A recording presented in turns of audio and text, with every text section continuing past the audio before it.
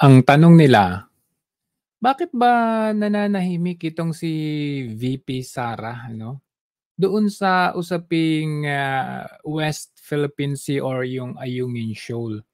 'Di ba yun yung tanong nila? Alam mo simple lang yung kasagutan diyan, eh. Maalala ninyo nung sila ay, believe dito kay, Marcos, lalo na nung even before the campaign ano, at patungo doon sa campaign at, yung mga first, sinaunang mga buwan ng kanyang panunungkulan. Maalala ninyo ang sabi nila, eh, "Wow, mabuti pa itong si BBM or PBBM," 'di ba? Kasi kahit na inaaway siya, minumura siya, kung ano-anong pinagsasabing paninira sa kanya, nananahimik siya. Tahimik lang siya kasi hindi siya trouble maker or hindi siya, palaban or ano, tahimik lang siya kasi mabait siya. 'Di ba? 'Yun yung sabi nila. So, kung iko-connect natin diyan sa sinasabi nila ngayon, bakit daw tahimik itong si VP Sara Duterte dito sa usaping Ayungin Shoal?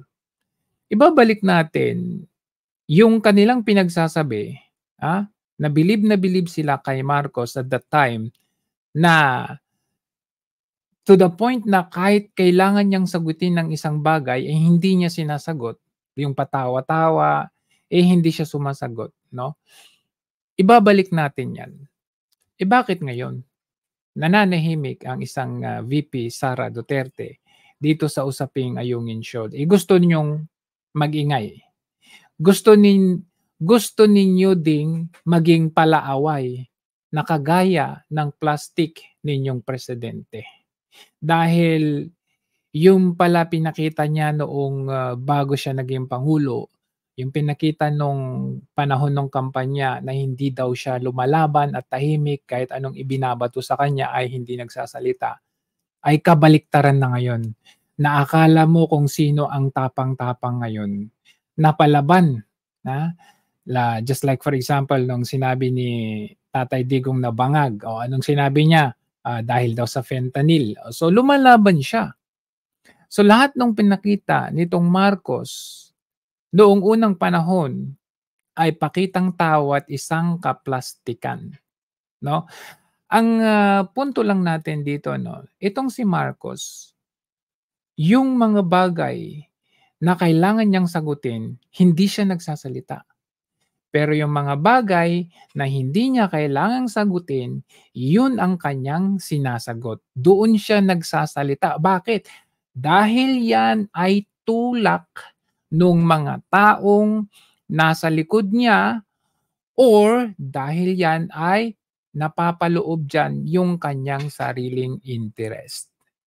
Kaya kahit sabihin natin na ito ay labag sa kanyang mga sinabi nung sinaunang panahon, ngayon ay palaban siya sa China, sa Incheck, palaban siya kay Duterte. That is because merong kapalit na yan ay yung kanilang sariling interest. Like, gusto nilang mabawi yung kanilang itinagong nakaw na yaman o pwedeng gano'n, 'di ba? Kaya yung sinabi niya na bumahing lang ng konti ay maiipit tayo sa dalawang nag-uumpugang bansa, ay ibang-iba na ngayon. Talagang kumampi na talaga sa iisang, bansa which is yung United States.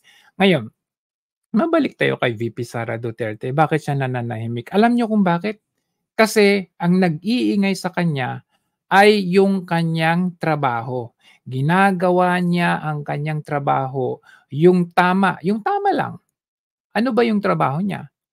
Department of Education Secretary. Ano ang kinalaman nung West Philippine Sea, Ayungin Shoal sa kanyang trabaho bilang Secretary of Department of Education? 'Di ba pagkalayo-layo? Hindi ba trabaho 'yun ng National Defense 'yan? Kung gusto ng National Defense at nitong pangulo ninyo na maging palaaway at palaban at ipaglaban kuno, itong, West Philippine Sea, eh, meron naman yung East 'no, yung Philippine Sea, 'no, or puwede namang pag-usapan kung gusto nilang maging palaban diyan, bakit sila mandadamay? Ayun ang problema, eh. Dinadamay nila yung mga sundalo na ayaw makipaggera, dinadamay nila yung tao na posibilidad na madamay dito sa napipintong giyera. Hindi malayong mangyari itong napipintong giyera na ito. Remember, nagtagumpay ang mga kano, ang UN dito sa Russia-Ukraine war. Nagtagumpay sila dito sa Israel-Gaza war, di ba? So, example na lang itong Russia at itong Ukraine noong hindi pa nagigera or hindi pa naggerahan itong Russia at Ukraine ay hindi pa naipapasok itong yung Ukraine sa NATO. Ngayong nasa middle of war itong Ukraine, saka namang gustong pumasok nitong si Ukraine sa NATO. Ngayon, nasa clause nung NATO na hindi pwedeng pumasok or mag-member ang isang bansa sa NATO kung nasa middle sila ng giyera. Ang tanong, itong Ukraine, nasa middle siya ng giyera with Russia. 'Di ba dapat ganun ang rules ng NATO eh. Pero kahapon lamang napanood ko sa balita, kino-consider ng NATO na maipasok or yung somehow mapamember ang Ukraine sa NATO. Ngayon, ano implication ng pagpasok ng Ukraine sa NATO that Ukraine is in the middle of war? Hindi malayong mangyari ang World War III. Bakit kamo? Kasi ang principle ng NATO, kung sino ang kaaway ng isang bansa na member ng NATO, kaaway ng lahat ng members ng NATO. So, ibig sabihin, kung once na naging member ang NATO at nag-aaway ang NATO, ang Ukraine at Russia, papasok na yung mga members ng NATO, gigirahin na yung Russia. Ngayon, hindi ba magre-retaliate ang Russia? Of course, magre-retaliate ang Russia. Ang Russia, hindi nag-iisa. Tutulungan yan ng China, tutulungan din yan ng North Korea. At baka tulungan pa yan ng India. Hindi natin alam. But, one thing is for sure, ang World War ngayon, hindi na kagaya nung panahon na World War.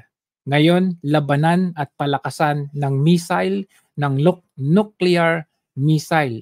Once na nagkaroon na tayo ng World War III, alright, wipe out na ang buong mundo. Kasi hindi lang ito usaping pasabugan ng bawat bansa. Usapin din ito ng yung after effect ng war, which is pag na-missile ang bawat bansa at lahat ng bansa, apektado ang mga tao sa sakit, yung epekto, biochemical, epekto din sa mga halaman, lahat ng mga fish, mga ocean, hindi na yan mabubuhay. That means wipe out na ang buong mundo. Hindi ito sa pananakot. Everything is possible. Kaya nga, kung napanood ninyo yung palabas doon sa Netflix, wherein, yung ano bang title nun? Ano ba yun? Bomb and the Cold War. Okay. May mga kwento doon. Okay. May mga accounts doon na marami palang beses na napigilan ang World War III. Dahil after nung World War II or after nung pagbomba nung Nagasaki at Hiroshima sa Japan, doon na nagkaroon ng mga creation ng mga missile, nuclear ng mga bawat bansa, yung mga powerful na mga countries.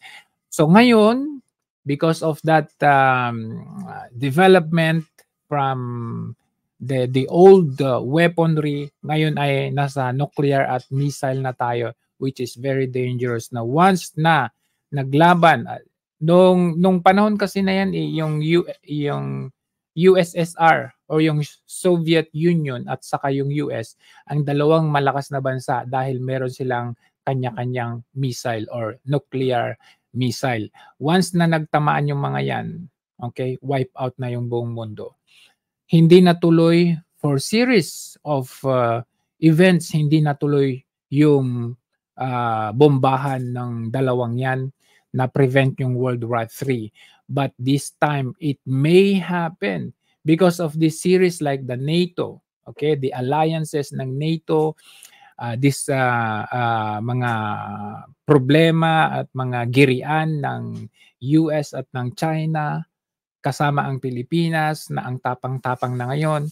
So hindi po malayong mangyari yung mga yan. At sana po, yan po sana ang dapat intindihin ng ating Pangulo na nobody wants world war. Nobody wants war. And we want no to war. At hindi po yan ang atin or aming gusto na i-prioritize ng ating Pangulo ngayon, kundi yung internal problems natin. Yung internal conflicts, internal problems, yung ating sariling ekonomiya, 'di ba? So yun po yung dapat nating unahin. Hindi po itong hindi nagsalita po si VP Sara with regard to Ayungin Shoal or West Philippine Sea nagiging issue na, okay? To the point na gusto ninyong ituro no si Duterte na siya ang nagbenta daw ng West Philippine Sea, at to the point na gusto ninyong i-hearing na naman sa Senado 'yan, pero yung mga binugbog na PDEA agent, binugbog ng PDEA chief ay wala, hindi naman dinidinig sa Senado. Pero with regard to the Pastor Kibuloy, yung mga luma na mga kaso na na-dismiss naman, gusto na lang ungkatin. That is because of their own interest. So marami tayong mga internal conflicts na dapat ayusin, dapat pagtrabahuan, agrikultura, okay, Department of Education, wala tayong masabi dyan kasi nagtatrabaho naman ng Department of Education, yung agriculture natin, yung energy natin, lahat ng mga saan ng gobyerno natin, Department of Tourism natin, tingnan natin ng tourism, bumaba ang tourism natin. That is because of even our internal conflicts, hindi natin naaayos, 'di ba? And not to mention itong nangyayaring tension dito sa South China Sea na ito. Nanonood yung mga world business people, tinitingnan nila kung saan ba mas maganda at mas tahimik na mag-establish ng kanilang investments.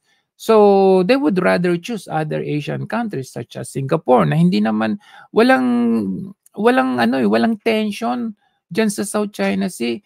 They would rather go to Indonesia, o kahit merong dispute yang Indonesia with the South China Sea, pero kaya ng Indonesia magpasabog ng mga barko diyan.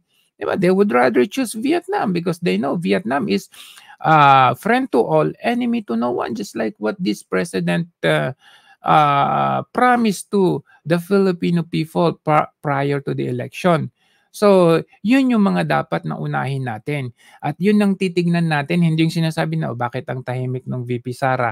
Diba? Siyempre, tahimik siya kasi nagtatrabaho siya. Ang nag-iingay sa kanya ay yung kanyang mga kamay, yung kanyang mga bibig, okay, yung kanyang mga tauhan para paganahin at pagalawin ang Department of Education. The reason why tumataas yung kanyang ratings.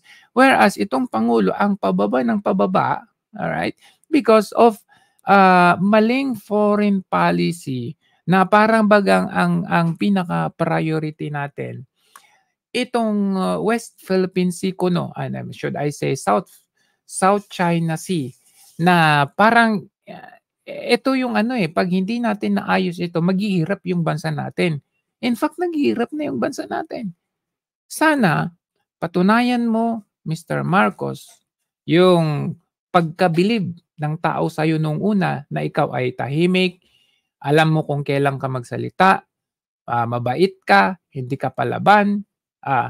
Ngayon, nung itong VP naman ang hindi nagsasalita with regard to Ayungin Shoal or itong girian sa South China Sea na ito, gusto ninyo magsalita. Gusto rin ninyong maging palaaway na kagaya dyan sa Pangulo ninyo. O di ba? How ironic. Yung mga dilawan, yung mga dilawan noong araw at yung mga sumusuporta, loyalista na bulag pa rin hanggang ngayon, nagkasama-sama na kayo ngayon. So, nag-merge na kayo. So, ang tawag na sa inyo, dilawan at saka pula, pulawan na kayo. Kasi, idol niyo si Trillanes, idol niyo si De Lima, idol niyo yung mga sila Carpio, yung mga dilawan na mga, kinamumuhian natin dati, ayan. Yan yung mga reference ninyo ngayon at ngayon ang kinukundina ninyo ang mga Duterte, Duterte, Duterte, Duterte. Yung mga linya ng mga dilawan na sinasabi nilang Dutae, yun din ang linya ninyo ngayon. So anong tawag sa inyo ngayon? Mga dilawan na rin kayo.